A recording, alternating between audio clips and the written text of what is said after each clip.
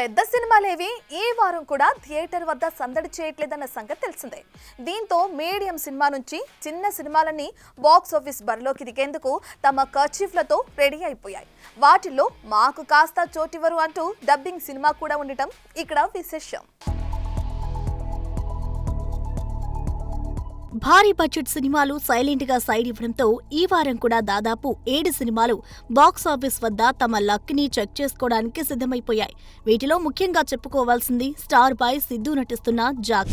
DJ Tillu square super success కావడంతో ఈ సినిమాపై అంచనాలు భారీగానే ఉన్నాయి. ఇక బొమ్మరిల్లు లాంటి కల్ట్ సినిమాని తీసిన భాస్కర్ కి ఈ సినిమా డూ ఆర్ డై అనే చెప్పాలి. చూడాలి మరి ఏప్రిల్ 10న వస్తున్న ఈ సినిమా ఎలాంటి ఫలితాన్ని రాబడుతుందో. ఇక క్రేజ్ పరంగా చూస్తే అజిత్ నటిస్తున్న గుడ్ బ్యాడ్ అండ్ అగ్లీని మరో క్రేజీ ప్రాజెక్ట్ గా చెప్పుకోవచ్చు.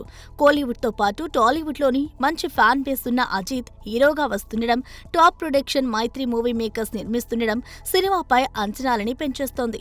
ఈ సినిమా కూడా ఏప్రిల్ 10నే రానుండడంతో Jack, good bad and ugly సినిమాలతో ఏది మంచి ఓపెనింగ్స్ తీసుకుంటుందా అన్న ఆసక్తి అందరిలోనూ ఉంది. ఇక యాంకర్ ప్రదీప్ హీరోగా నటిస్తున్న అక్కడమ్మాయి ఇక్కడబ్బాయి సినిమా ఈ నెల 11న థియేటర్లని పలకరించనుంది.